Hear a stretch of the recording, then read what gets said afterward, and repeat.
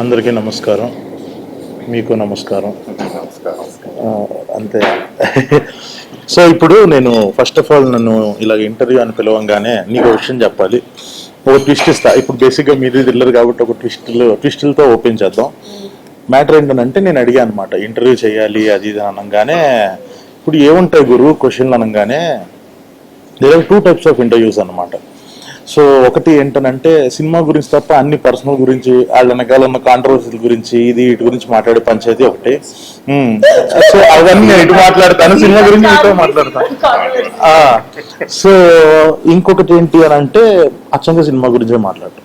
ఇప్పుడు సినిమా గురించి మాట్లాడాల్సింది వచ్చేటప్పటికి మనకి ఎట్లా ఉంటుంది అంటే, మీకు ఎలా ఉంది తనతో వర్కింగ్ ఎక్స్పీరియన్స్, నీకు ఎలా ఉంది ఆయనతో వర్కింగ్ ఎక్స్పీరియన్స్, ఈ కథ ఎప్పుడు చెప్పారు, ఏ లొకేషన్లో చెప్పారు, ఏమనిపించింది, ఇవి వస్తాయి క్వశ్చన్లు అని చెప్పి, ఇలా కాదు నేను సినిమా చూసి మాట్లాడతాను అని చెప్పా. సో నేను సినిమా చూసాను అనమాట ఆల్రెడీ. అది అది పరిస్థితి. నేను సినిమా చూసా. ఎందుకు ఎందుకు ఏ పెద్ద భూత ఏంటి ఏంటి నేను చూడకూడదు ఏంటి సినిమా? ఎందుకు సార్? లేదు చెప్పాలి, అలా చెప్తే బాగుంటది కదా అని. అంతే. ఎవరికి బాగుంటది సార్? నాకు బాగుంటది కదా. చూసాను. నేను ఎప్పటి నుంచి అడుగుతున్నాను, 1 month నుంచి అడుగుతాను, చూస్తానని. ఓకే. నేను ఇంకా ఫైనల్ కాపీ రెడీ అవ్వలేదు చెప్తున్నాను. ఓకే. అలా ఏం లేదు, మన ఇంటర్వ్యూ బాగా రావాలని చూపించాను. సరే, ఓకే. మన ఇంటర్వ్యూ మొదలు పెట్టేటైతే మీరు ఎంతైనా ఒకటే అన్నా కదా. సో ఫస్ట్ ఒకటి చెప్పు నాకు. ఫస్ట్ నాకు ఈ పోస్టర్ చూడంగానే ఆడపిల్లనే అయితే ఏంటంట. సో ఇది నీ ఐడియానా డైరెక్టర్ ఐడియానా? ఇప్పుడు నీ ఉద్దేశంతో రాసుకున్నావు ఆడపిల్లని అయితే ఏంటంట అని. అంటే ఈ వర్డ్స్ డైరెక్టర్ గారు లేదో నాకు తెలియదు, కానీ ఐడియా డైరెక్టర్ గారే. బట్ ఐ థింక్ దాని తర్వాత నన్ను చూసి, నాతో వర్క్ చేసి, క్యారెక్టర్ది నాది రిలేటబిలిటీ చూసి అది పెట్టారేమో అని నేను అనుకుంటున్నాను. మీరేమంటారు? 100% స్క్రిప్ట్ లెవెల్లో ఈ డైలాగ్ లేదు. ఓకే. ఓకే. అంటే ట్యాగ్ లైన్ లేదు. ఓకే. బట్ వర్కింగ్ టైంలో క్యారెక్టర్ని ఎలా ప్రజెంట్ చేద్దాం ఆడియన్స్ అన్నప్పుడు ఐ థాట్ సౌమ్య అనే క్యారెక్టర్ని ఇలా సమ్మరైజ్ చేయొచ్చు అని అనిపించింది. యాక్చువల్గా నిజం చెప్పాలంటే సౌమ్య గారు చాందిని కూడా అలా సమ్మరైజ్ చేయొచ్చు. ఓకే. ఓకే. సౌమ్య కన్నా చాందిని ఎలా డిఫైన్? ఆడపిల్లని అయితే ఏంటంట అన్నది సినిమా మధ్యలో సౌమ్య క్యారెక్టర్ని జనానికి ఎలా ప్రజెంట్ చేద్దాం అనుకున్నప్పుడు, can we summarize her in a single line అన్నప్పుడు వచ్చిన ట్యాగ్ లైన్ అనమాట. But I have to say that it's just not Soumya's tag line, it is also Chandini's tag line. ఆడపిల్లనే అయితే ఏంటంట అన్నది it's also her tag line. So అయితే ఇప్పుడు మీరు ఒక్కొక్క క్యారెక్టర్కి ఒక్కొక్క నేను సరిపోనా అని చెప్పేసి వశిష్ఠ క్యారెక్టర్ పోస్టర్ కానీ, అశురెడ్డికి ఒకటి అదేంటిది నా బాడీ సూపర్ డీలక్స్ కదా, నా బాడీ సూపర్ డీలక్స్. సో ఇలా డిఫైన్ చేసుకుంటారు కదా. సో ఇప్పుడు ఫస్ట్ ఒక ఏవం అనే సినిమాని ఫస్ట్ లుక్ పోస్టర్ దగ్గర నుంచి ప్రొజెక్ట్ చేస్తున్న విధంగా దీన్ని డే 1 నుంచి మీరు ఒక ఫీమేల్ ఓరియంటెడ్ సినిమా లాగానే చూసారా? లేదండి, అంటే ఐ డోంట్ నో సందీప్, ఈ ఫీమేల్ ఓరియంటెడ్ థ్రిల్లర్ ఈ వర్డ్స్ తర్వాత వస్తాయి అనుకుంటా. నేను ఫస్ట్ రాసింది కథ. ఆ కథ రాసినప్పుడు నేను ఇంటర్వల్ బ్యాంగ్ ఇలా ఉండాలి, ప్రీ క్లైమాక్స్ ఇలా ఉండాలి, క్లైమాక్స్ ఇలా ఉండాలి అని రాసుకోలేదు. సౌమ్య, యుగంధరు, అభి, ఆషు అన్న క్యారెక్టర్ క్రియేట్ చేసుకుని ఆ క్యారెక్టర్లతో కూర్చుని భోజనం చేసి, డైన్ చేసి, వాటితో వాకింగ్ చేసి నా మనసులో ఇలా సో క్యారెక్టర్స్ని పూర్తిగా డైజెస్ట్ చేసుకున్నాను. So I know so much about Soumya. తన నానమ్మ నుంచి నాకు హిస్టరీ ఉంది. సో నేను కథ రాసినప్పుడు ఆ ఇనీషియల్ ప్రిమైజ్లోకి వెళ్ళిన తర్వాత what would Soumya do, what would Yugandhar do, what would ఆషుడు అన్న క్వశ్చన్ నేను వేసుకుని ఆ క్వశ్చన్ ఆన్సరే నా నెక్స్ట్ సీన్ అవుతా వచ్చిందనమాట. సో అందులో ఆ సీన్లు క్లియర్గా రావాలంటే clear definition of the character చాలా అవసరం. So character is a very diverse complex thing, but you have to condense it to something to a clear motive of the character. So ఒకలా చూస్తే కనుక ఈ ట్యాగ్ లైన్సే కాదు అవి, ఆ క్యారెక్టర్ మోటివ్స్ కూడా అవి. హారిక నా బాడీ సూపర్ డీలక్స్ ఎందుకు అంది అన్నది ఆ క్యారెక్టర్ మోటివ్ అది. అలాగే యుగంధర్ నేను సరిపోనా అన్నది హిజ్ మోటివ్ ఆల్సో. సో అలా వచ్చినాయి. అంటే ఒక రకంగా చెప్పాలంటే అలవోకగా వచ్చినాయి. నేను ముందుగా పోస్టర్ ఇలా డిజైన్ చేద్దాం అనుకుని చేసిన పని కాదు ఇది. దాని తర్వాత మన బ్రీఫ్లోని ఇట్లోని మార్కెటింగ్ టీమ్స్ ఇట్లా అన్నప్పుడు వాళ్ళకి ఇది నచ్చి సరే ఇలా చేద్దాం అని వాళ్ళు టేకప్ చేసి వాళ్ళ ముందు తీసుకెళ్ళి. సో నీకు వచ్చిన ఆ ఫస్ట్ ఒక మన ఇన్స్టింక్ట్ ఒకటి చెప్తుంది కదా, నువ్వు ఇప్పుడు నాకు మన ఇద్దరికి నెరేషన్ అయిన తర్వాత నువ్వు నాకు దాని నుంచి నువ్వే, సో ప్రతి యాక్టర్కి ఆ కథ విన్న తర్వాత దీని నుంచి నా ఎక్స్పెక్టేషన్స్ ఏంటి, దీని తర్వాత నాదేంటి కెరీర్, నేను ఇప్పుడు ఇలాంటి క్యారెక్టర్ చేస్తున్నా, దీని తర్వాత నాకు ఇలా జరిగితే బాగుండు ఇలాంటిది అని చెప్పేసి నువ్వు దీంట్లోంచి ఏం చూసావు ఈ సినిమాలోంచి ఇప్పుడు నువ్వు చేయడానికి? I still remember basically narration అవుతున్న లెట్సే ఒక 60% 70% పాయింట్లోని is when I realize that I want to do this film. ఈ సినిమా చేయాలి అని నాకు ఆ టైంలో అనిపించింది. There are couple of unexpected points. మనం సినిమా ఒకలా వెళ్తుంది అనుకుంటాం. నేను చాలాసార్లు ఏంటంటే స్టోరీ నేను ఎలా వింటానో నీకు కూడా తెలుసు. సో అది ఇన్వాల్వ్ అయితే విజువలైజ్ చేసుకుంటున్నప్పుడు నాది ఒక ముందు నెక్స్ట్ 1-2 సీన్స్ ప్రెడిక్ట్ చేయడానికి ట్రై చేస్తూ ఉంటాను నేను వింటూ ఉన్నప్పుడు, ఇలా అవుతుంది అలా అవుతుంది అని. చాలాసార్లు చాలా ప్లేసెస్లోని కొన్ని కీ చేంజెస్ అవుతాయి. మనం ఎక్స్పెక్ట్ చేసింది కాకుండా ఇంకో విధంగా వెళ్ళేది. అది అసలు నా మైండ్లో ఉండేదే కాదు. అలాంటి అంటే వాటిని ట్విస్ట్ అనాలో అన్ఎక్స్పెక్టెడ్ రెవల్యూషన్స్ అనాలో ఏమన్నాలో తెలియదు, కానీ అవి అయితే జరిగేవి. అది నాకు చాలా ఇంట్రెస్టింగ్గా అనిపించింది. అండ్ ఈ అమ్మాయి క్యారెక్టర్ ఆర్క్ నాకు నచ్చింది. అంటే ఒక ఈగర్నెస్, అమ్మాయి ఒకరిని ఇన్స్పిరేషన్గా తీసుకుని వచ్చి ఎలా అయినా మార్కులు కొట్టేయాలి, ఎలాగైనా నాలో ఇంత సత్తా ఉంది నేను చూపించుకోవాలి, that eagerness to show her capabilities. At the same time తన vulnerability factors, at the same time తను తను అదంతా ఉన్నా బికాస్ తను పెరిగిన వాతావరణం అవ్వచ్చు, లేదా తను షీస్ ఫ్రమ్ వికారాబాద్, అక్కడ తను పెరిగిన వాతావరణంలోని ఇంతవరకే స్కోప్ ఉంది మేబీ ఆ అమ్మాయి పర్సనలీ గ్రో అవ్వడానికి. కానీ అమ్మాయి మైండ్ వైజ్లో చాలా బ్రాడ్, తనకి చాలా ఇది చేయాలి అది చేయాలి ఉంటుంది, చాలా ధైర్యం, కానీ అది తను చూపించుకోలేదు, సైలెన్స్లో ఉంటుంది. ఆ ఇన్నర్ టర్మాయిల్స్ అవి నాకు చాలా నచ్చాయి. సో అది తను how is she breaking it, అంటే లేదు లేదు లేదు అంటున్నా సరే వెళ్ళి చేయాలని ఏమనుకుంటారు అన్నది ఒక తెగింపు వచ్చేస్తుంది, ఒక పాయింట్లో తెగింపు వచ్చేస్తుంది. అవును, అంటే ఆ తర్వాత బికాజ్ సినిమా చూసా కాబట్టి నేను కూడా చెప్పొచ్చు, ఆ ఇన్నోసెన్స్ నుంచి వెళ్తూ వెళ్తూ ఒక పాయింట్ తర్వాత ఏమనిపిస్తుంది అంటే వై ఇలా చేద్దాం, ఇప్పుడు దీని తర్వాత రిపర్కషన్స్ ఏముంటాయి, దానివల్ల ఏమైనా ప్రాబ్లమ్స్ అరైజ్ అవుతాయి, అంత దూరం ఆలోచించదు. ఫాస్ట్గా చేసేయాలి, తొందరగా చేసేయాలి, మనం మార్కులు కొట్టేయాలి, ప్రూవ్ చేసుకోవాలి, నేను ఇప్పుడు ఇది ఒక కేసు సాల్వ్ చేసేస్తే అప్పుడు నన్ను సీరియస్గా తీసుకుంటారు, ఆ కైండ్ ఆఫ్ ఇది వెళ్ళి వెళ్ళి వెళ్ళి దెన్ ఫైనలీ ఒక అన్ఎక్స్పెక్టెడ్ పొజిషనింగ్లోని తను అనుకోకుండా ఒక కైండ్ ఆఫ్ ఒక క్రేజీ కేసు వచ్చి తన ముందు ఉంటుంది, ఎవరు పట్టించుకోరు. ఈ కేసులో ఇంత సీన్ ఉందనే విషయం ఎవరికి తెలీదు. అది తను she realises it and then how that becomes big. అంటే అది ఎక్స్పెక్ట్ చేసిన కన్నా కేసు చాలా పెద్దది అవుద్ది ఇన్ టర్మ్స్ ఆఫ్ సివియారిటీ. ఇప్పుడు మనం కొత్తగా ఏ ప్రొఫెషన్లోకి వెళ్ళినా సరే, పోలీస్ అవ్వనివ్వండి లేదా మన ఫీల్డ్ ఏవైనా సరే, ఎలా నడుచుకోవాలి, ఎలా మాట్లాడాలి, ఎలా బిహేవ్ చేయాలి, ఎంత చెప్పాలి ఎంత చెప్పకూడదు, ఎలా చెప్పాలి, ఈ మ్యాజిక్లు గిమ్మిక్లు మనకు తెలీదు. మనం ఎందుకంటే మనకి అవన్నీ ట్రైనింగ్లు ఇవ్వరు కదా, మనకి ఎంతసేపు ఇప్పుడు యాక్టింగ్ ట్రైనింగ్ ఎవరైనా తీసుకుంటే యాక్టింగ్ నేర్పిస్తారు, ఇంటర్వ్యూల్లో ఎలా మాట్లాడాలో, బయట ఎలా నడుచుకోవాలో అవన్నీ గ్రూమింగ్ అదంతా ఉంటుంది, కానీ జనరల్లీ అదంతా ఉండదు. పోలీస్ ట్రైనింగ్లో కూడా ఐఎమ్ గెస్సింగ్, అంటే నాకు కంప్లీట్గా అవగాహన లేదు, బట్ ప్రెస్తో ఎలా మాట్లాడాలి యాజ్ అ పోలీస్, లేదా వీల్ ఎలా హ్యాండిల్ చేయాలి, మన సుపీరియర్స్ ఎలా హ్యాండిల్ చేయాలి, అవన్నీ నేర్పించరు. ఉండి ఉండి ఆ రాటు తేలిపోవడం వల్ల మా స్లోగా నేర్చుకుంటారు. అదంతా కూడా చూపిస్తారు ఈ సినిమాలో. నాకు ఆ పాయింట్స్ చాలా నచ్చాయి. అంటే you can see an arc. ఇంటర్వ్యూల్లో ఎలా మాట్లాడాలన్నది కూడా మన ఇద్దరికి ఫస్ట్ నేర్పించాలి. అది కూడా ఇప్పుడు నువ్వు నేను ఇంట్లో కూర్చొని క్యాజువల్గా మాట్లాడి మీ ఇద్దరు కంపేర్ టు మీ సీనియర్స్ ఇక్కడ ఇంటర్వ్యూస్ లో, అందుకే కంఫర్టబుల్ గా కూర్చోవడం వల్లే కదా మాకు ఈ ప్రాబ్లమ్స్. నేను కూడా అంతే, ఇలా కూర్చోకుండా మన ఇలా వెనకాల కూర్చొని మాట్లాడినందుకు నాకు చాలా యాటిట్యూడ్ అన్న పేరు వచ్చింది.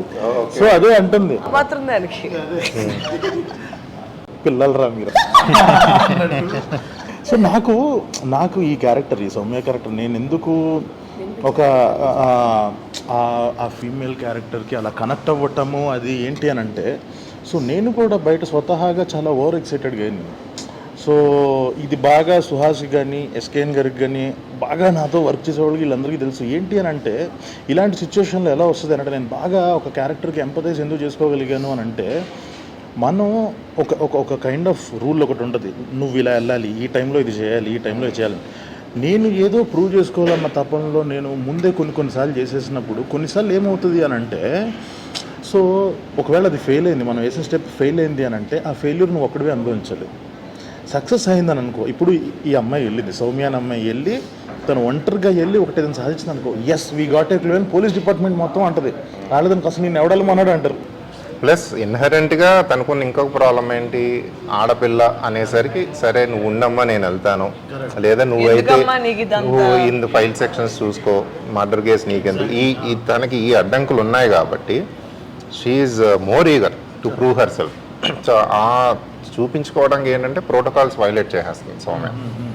సో వైలేట్ చేసింది తప్ప ఒప్ప, సినిమా ట్యాగ్లైన్ అది కదా, ఏది తప్పు ఏది ఒప్పు. సో ఏవమ్మన్న టైటిల్ కూడా అందుకే వచ్చింది. అసలు ఏంటిది ఏవోమంటే ఏంటి నాకు ఇప్పటికీ అర్థం కాలేదు. ఫస్ట్ ఒకసారి అది చెప్పండి. ఎందుకంటే నేను నా ఆన్సర్ చేయలేకపోతున్నాను సార్. బయటికి వెళ్తే అవునా? What so C Y is it called ఏవో? So it does happen. ఆయన ఇట్ డస్ హ్యాపెన్ క్యాప్ అయితే పెట్టుకున్నారు. ఓకే, ఇప్పుడు ఏవోమంటే ఏంటి? సో ఎందుకు ఏవం పెట్టానో చెప్తాను. దాని తర్వాత మీకు ఒక చిన్న ఇంకొక హింట్ కూడా ఇస్తాను, అది ఇంటికి వెళ్ళి ఆలోచించండి. సో ఏవం అంటే ఇట్ డస్ హ్యాపెన్ అంటే ఇది ఇలా జరిగింది అంటే విచిత్రమైన సిచ్యువేషన్లోకి ఒక విభిన్నమైన మనస్తత్వాలున్న వ్యక్తులు వచ్చిన మూలంగా ఈ కథ మొదలవుతుంది. సో చాందిని సౌమ్యది ఒక పోరాటం, తను ప్రూవ్ చేసుకోవటం, యుగంధర్ది ఒక మోటివ్, అభికి ఒక పోరాటం, హారికది ఒక పోరాటం ఉంది. సో ఇందులో జరిగిన సంఘటనలన్నీ వీళ్ళ మూలంగా, వీళ్ళ మోటివ్స్ మూలంగా జరుగుతాయి. సో ఇందులో we touch toxic masculinity, we touch patriarchy, we slightly touch feminism, ఇవన్నీ ఉన్నా కూడా but film is not preachy. Film is a clean entertainer, it's a clean thriller. But as a story teller నేను at the end of the film I did not take any side. I did not take your side, I did not take Yugandhar side, I did not take Abhi's side. So that is why I said I want the audience to take that side. Cinema చూసిన తర్వాత this is gonna be an entertainer, it's going to entertain you. Your 2 hours are not gonna be wasted, you will be entertain. But once you are entertain there is something more to think about it. It is up to you to take that side. ఆ side మీరే తీసుకోండి. సౌమ్య హీరోనా, అభి హీరోనా, యుగంధర్ హీరోనా అన్న side మీరు తీసుకోండి. అందుకని ఇట్ డస్ హ్యాపెన్ అని చెప్పి ఏవం అని పెట్టాను. సో నాకు అర్థమైంది ఏంటంటే చూడంగానే ఇది డెఫినెట్గా వాళ్ళ యొక్క సెన్సిబిలిటీస్ ప్రకారం ఒక్కొక్కళ్ళు కనిపిస్తారు. ఎగ్జాక్ట్. ఆడవాళ్ళు చూసినప్పుడు సారీ అండి, we did some focus groups channel. So మీకన్నా కొంతమంది ఆల్రెడీ చూశారు. పార్ట్ కాదు నేను తప్ప మిగతా చూస్తారని చెప్పండి. ఆఫ్ మార్కెటింగ్ ఇది. సో ఎంత అన్యాయం ఇది ఎక్కడైనా చూసారు. ఉమెన్ చూసినప్పుడు ఈ సినిమా కంప్లీట్గా డిఫరెంట్ అవుట్కమ్తో బయటకు వస్తారు. వాళ్ళ emotional state is completely different from again married men చూసినప్పుడు వాళ్ళ ఎమోషనల్ స్టేట్ కంప్లీట్గా డిఫరెంట్ ఉంటుంది. అలాగే యంగ్ పీపుల్ 18 to 25 వాళ్ళు కంప్లీట్గా ఆ ఎమోషనల్ స్టేట్లో వస్తారు. But the bottom line is it's an entertainer, it will entertain you. But the take away from the film అది ఒక్కొక్కరికి ఒక్కొక్కలా ఉంటుంది. ఎందుకంటే అవన్నీ మన లైఫ్లోంచి వచ్చిన క్యారెక్టర్స్ అవన్నీ. మీకు ఒక పోలీస్ క్యారెక్టర్కి ఈ క్యారెక్టర్కి ఎందుకు దీన్ని పెట్టుకోవాలనిపించింది? సౌమ్య ఏంటంటే మన అందరిళ్లలో ఉండే ఆడపిల్ల కాబట్టి కొన్ని చేయొచ్చు కొన్ని చేయకూడదు అనేది ఒక cultural restriction by default impose అయిపోతుంది. As men we don't realize our privilege many times. So it just so happen that she a police officer. తను డాక్టర్ అయినా అదే ప్రాబ్లము, తన ఐటీ ఇంజనీర్ అయినా అదే ప్రాబ్లము, తన క్యాబ్ డ్రైవర్ అయినా అదే ప్రాబ్లం. ఎసెన్షియలీ ఆ జర్నీ అదే. సో షీఈ్ పేట్రియార్కీతో పోరాటం. అంటే పేట్రియార్కీ అంటే మెన్ చేత బిల్డ్ అయిన సిస్టమ్స్. అది మెన్ ఏమీ ఈవిల్గా డిజైన్ చేసి బిల్డ్ చేసినవి కాదు. It just so happen the world was build by them. And సడన్గా ఈక్వాలిటీ అనే కాన్సెప్ట్ వచ్చింది. Now women have a far difficult path. So అది నాకు ఇంట్రెస్ట్ అయింది. సో అందుకనే నాకు కథల్లో అంటారు కదా ట్రంప్ కార్డు. నా ట్రంప్ కార్డు యుగంధర్ నా చేతిలో ఉన్నా కూడా నేను రాస్తా ఉన్నప్పుడు నాకు Soumya perspective, Soumya point of view ఎక్కువ ఇంట్రెస్టింగ్. కమర్షియల్గా ఎలివేట్ చేయడానికి నాకు విలన్ ఉన్నాడు, హీరో అన్నాడు, గుడ్ అండ్ బ్యాడ్ ఫైట్ ఉంది. కానీ ఇందులో ఒక మధ్యలో ఒక అబల, ఆర్ మనం అబల అనుకుంటున్న ఒక అబల నేను వేసేస్తే తను ఎలా చూస్తుంది, తను ఎలా రియాక్ట్ అవుతుంది అనేది నాకు ఇంట్రెస్టింగ్ అనిపించింది. సో అలా అనుకోకుండా తను మెయిన్ క్యారెక్టర్ అయింది. So coming back to why చాందినికి బై ద వే చాందిని పేరు చెప్పినప్పుడు నాకు రిఫరెన్స్ మీ మూవీ. సో కలర్ ఫోటో చూసారంటే ఆ రోజు ఇంటికి వెళ్ళి కలర్ ఫోటో చూశాను అనమాట. I loved it by the way, such an amazing attempt, very bold attempt. So colour photo చూసిన తర్వాత, కానీ కలర్ ఫోటోలో నాకు నా సౌమ్య కనిపించలా, అది ఇంకొక అమ్మాయి. సో ఈ చాందిని ఏంటి అని యూట్యూబ్లో ఇంటర్వ్యూస్ కొడతా అంటే ఇలాగే ఒక వెరీ ఆర్గానిక్, సింపుల్, రిలాక్స్గా ఉన్న ఇంటర్వ్యూలో తను చెప్తాను ఇలాగ నాకు ఇలా అయింది ఇలా. That's when I saw my Soumya, oh she is the girl అనుకొని. ఆ తర్వాత we met at a coffee shop and కలిసి చెప్తా ఉన్నప్పుడు బై సెకండ్ సీనే నాకు అర్థమైపోయింది. ఎందుకంటే నేను చెప్తా ఉంటే తన ఫేస్లో ఉన్న మైక్రో ఎక్స్ప్రెషన్స్ ఇది ఫైనల్గా I was able to see the film in her face. ఎందుకంటే అప్పటి వరకు నేను రాసుకున్నాను కానీ నా మనసులో యాక్టర్ లేదు కదా. తను చూసినట్టు okay I was able to see the whole thing అన్నమాట. ఇక్కడ I have to tell you something, maybe క్రెడిటో డిస్క్రెడిటో నాకు తెలియదు. సో ఇంటర్వెల్ ముందు ఒక క్రిటికల్ సీన్ ఉంటుంది, ఆ క్యారెక్టర్ ఒక చిన్న ఒక జంప్ వేస్తుంది. నేను ఆ సీన్ లేదు దాని ముందుది. సో అది నేను ఒకలా రాసుకుని నెరేట్ చేస్తా. సడన్గా ఆగి చాందిని అడిగాను, చాందిని ఇప్పుడు సౌమ్య ఏం చేస్తుంది అని అడిగా. Chandini gave a different answer and the thing is I was so convinced with that answer. అప్పుడు నాకు అర్థమైంది ఏంటంటే okay, she understood the character probably better than me. ఇది నాకు తెలియదు. అది చెప్తా, సినిమా రిలీజ్ అయిందో చెప్తాను. రిలీజ్ అయినప్పుడు ఇంటర్వ్యూ అయ్యాక చెప్పండి నాకు. So there is a critical scene, I took her perspective, then I went with that.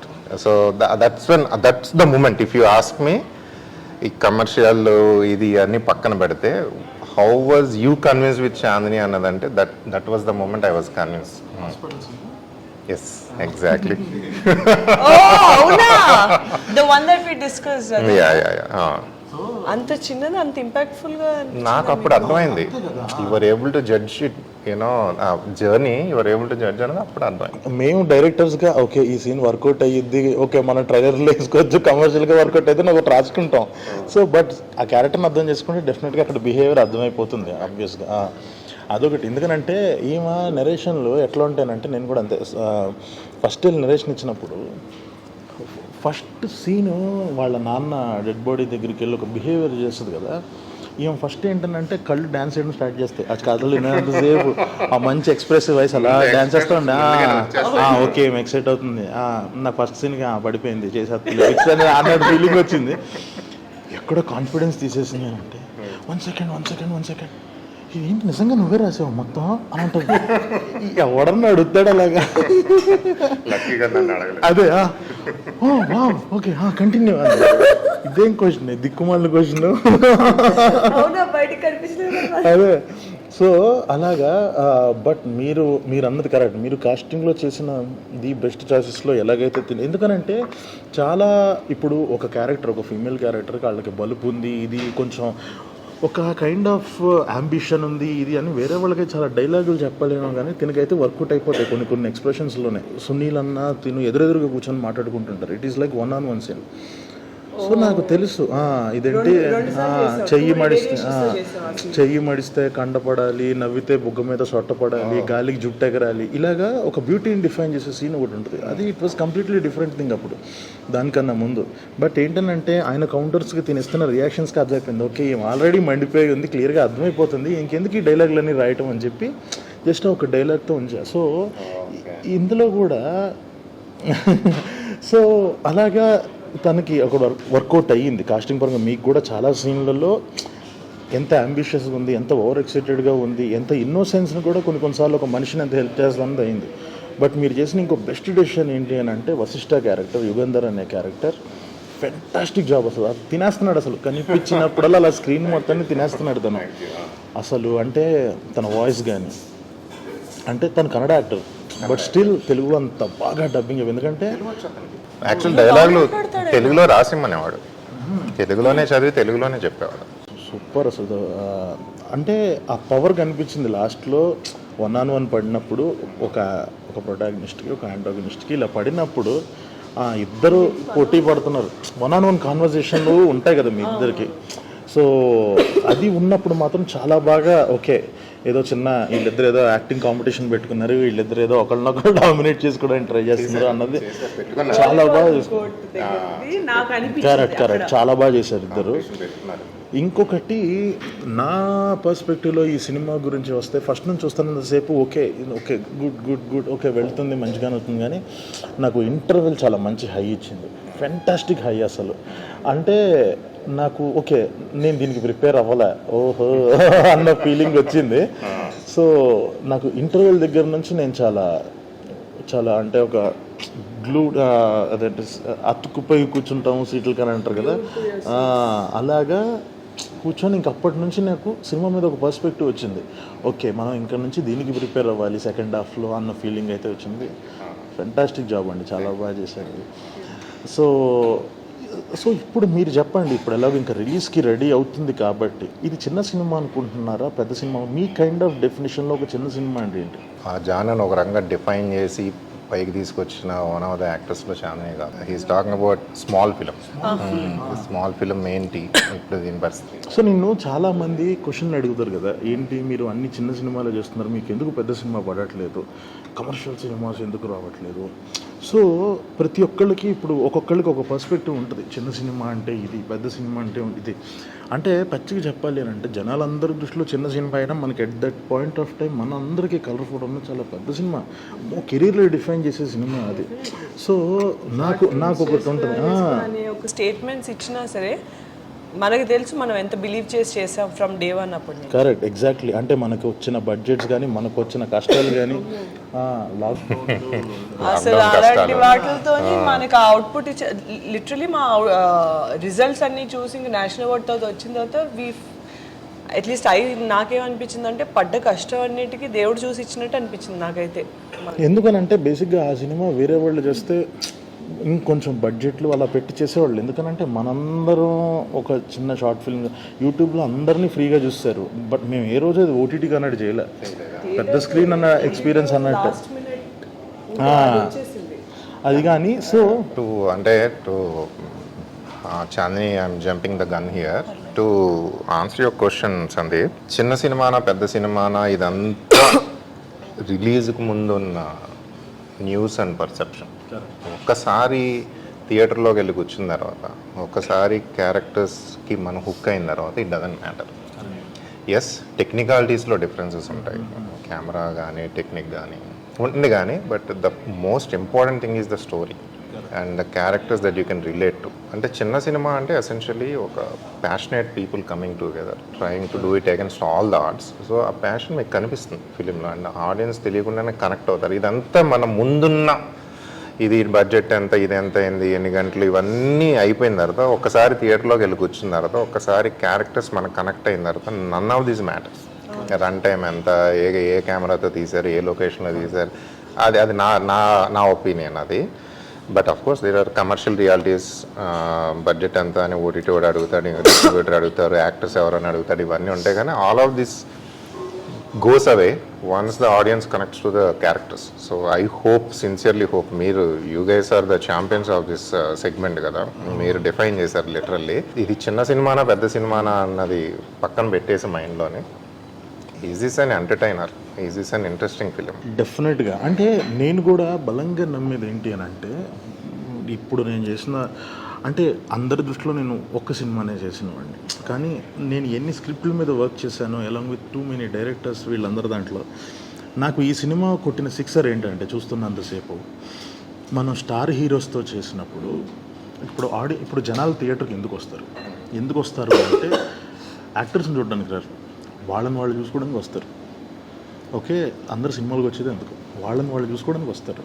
మనం స్టార్ హీరోస్తో సినిమా చేసాం. నేను రాసుకున్న ఒక గోల్డెన్ రూల్ ఏంటి అని అంటే, స్టార్ హీరోస్తో సినిమా చేసినప్పుడు స్ట్రెంగ్త్స్ని హైలైట్ చేయాలి, కొత్త వాళ్ళతో చేసినప్పుడు ఇన్సెక్యూరిటీస్ని హైలైట్ చేయాలి. ఓకే, నేను నమ్మే సిద్ధాంతం ఇది. కోటబుల్ కోట్ బాగుంది. సో కొత్త వాళ్ళతో can you elaborate on that? చెప్తా. అంటే ఇప్పుడు నేను ఒక మహేష్ బాబు గారి సినిమానో పవన్ కళ్యాణ్ గారి సినిమానో వాట్ ఎవర్ ఒక లీగ్ 1లో ఉన్న హీరోస్ అందరి సినిమాలకి వెళ్ళినప్పుడు నేను కూడా ఈయనలాగా ఏదో ఒక రోజు కొడతాను, ఎవడో కొన్ని కొట్టాలి. They will whistle. ఎందుకు విజిల్ వేస్తారు అని అంటే, మనం చేయలేని పనులన్నీ వాళ్ళు అక్కడ చేస్తున్నారు. సో వీళ్ళల్లో ఉన్న ఒక 1% ఆఫ్ స్ట్రెంగ్త్ ఒకడు. ఇప్పుడు ఒక పీక్ మూమెంట్స్ అంటే ఏంటి, ఇప్పుడు సినిమాల్లో హీరో మన చిరాకు వస్తుంది జాబ్ అన్నప్పుడు వాడు రిజైన్ చేయడం ఇస్ పీక్ మూమెంట్. ఎందుకంటే నేను చేయలేను రిజైన్.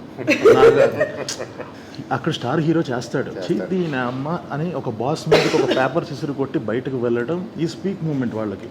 ఎందుకనంటే నాకున్న ఒక 1% స్ట్రెంగ్త్ని ఆడ ఒక 100% చేసి చూపిస్తున్నాడు ఒక స్టార్ హీరో.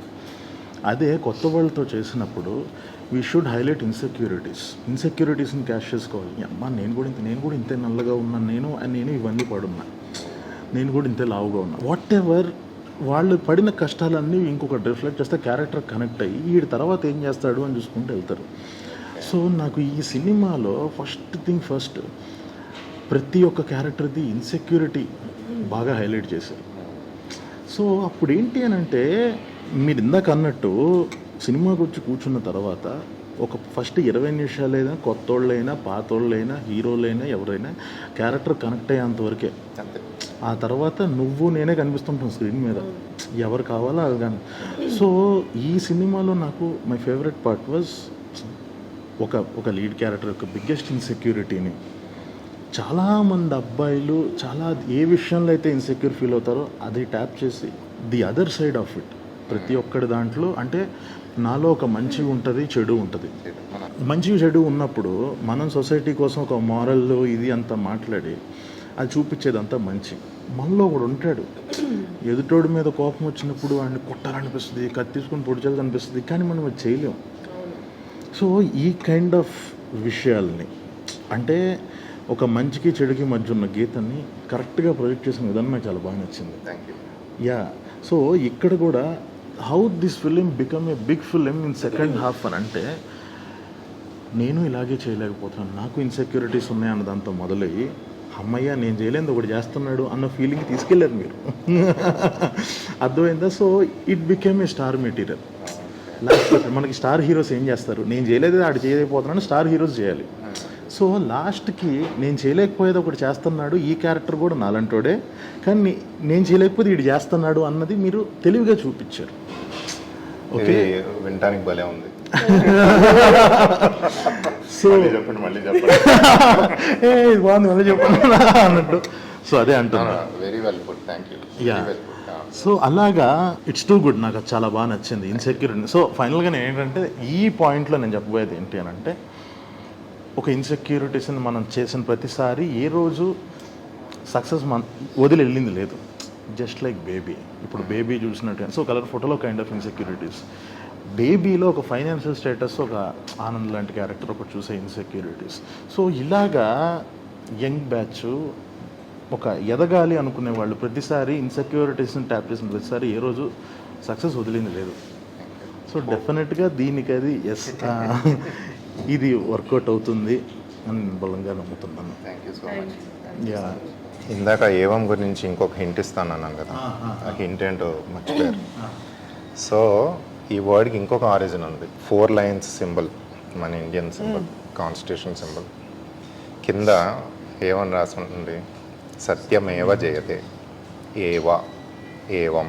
సో ఒక్కసారి అది కూడా I'm just dropping A hint. ఆ మీనింగ్ కూడా సినిమా చూసిన తర్వాత ఆ మీనింగ్ కూడా కనెక్ట్ అవుతుంది. అదే ఎందుకు ఈ సాంస్క్రిట్ శ్లోకాలు ఇవన్నీ మీరు వాడాలనుకున్నారు? అలా అనుకోలేదు, టు బి ఆనెస్ట్. యాక్చువల్గా సెకండ్ హాఫ్లో ఒక థ్రిల్లింగ్ మూమెంట్ ఉంటుంది. సౌమ్య ఇన్వెస్టిగేషన్లో ఒక key moment and it's a true thriller scene, your quintessential thriller scene. So మేము ఇది ఎడిట్లో కట్ చేసుకున్నప్పుడు రఫ్ వర్షన్ మేము ఒక ట్రాక్ ఇంటర్నెట్లో తీసుకుని పెట్టుకున్నాం. సో నేను మా మ్యూజిక్ డైరెక్టర్ కీర్తన పెద్ద మార్చొద్దు దీన్ని, కావాలంటే విల్ బై దిస్ ట్రాక్, లేదంటే సిమిలర్ ఇవ్వండి నాకు, ఎందుకంటే అప్పటికి మేము అందరం కన్విన్స్ అయిపోయాం. ఎందుకంటే అప్పటికి 20-30 సార్లు చూసాం అందరం అదే ఆ ట్రాక్తో, దానికి ట్రాక్ కట్ చేసాం కూడా. వన్ డే తర్వాత షీ కాల్డ్ మీ, సెడ్ నేను అది చేయనండి అంటే, మరి అదేంటి ఏం చేస్తారు అంటే, నేను అక్కడ ఒక శ్లోక పెడతాను థ్రిల్లర్ మూమెంట్లో, ఇదేంటి అంటే నో ఐల్ ట్రై. అప్పుడు ఇద్దరం కలిపి we did some research. So ఒక శ్లోకం దొరికింది, అందులో ఏవం అన్న పదం ఉంది అండ్ ఆ శ్లోకానికి ఒక మీనింగ్ ఉంది. ఆ మీనింగ్ యాక్చువల్గా reflects the psychology of both the characters, Yugandhar and Soumya అనమాట. సో అది యాక్చువల్గా ఆ శ్లోక పెడితే ఆ సీన్ ఇంకా స్పూకీగా వచ్చింది. నేను ఎప్పుడు ఎక్స్పీరియన్స్ చేయలేదు అది. అది కంప్లీట్ డిఫరెంట్ ఎక్స్పీరియన్స్ వచ్చింది అన్నమాట. సో దాంతో ఏమైందంటే it became literally the voice of the film towards the climax, it became the voice of the. So అది అలా అనుకోకుండా వచ్చిందండి. ఇంక when it comes to title చాలా కొట్టుకున్నాం స్టార్టింగ్లో.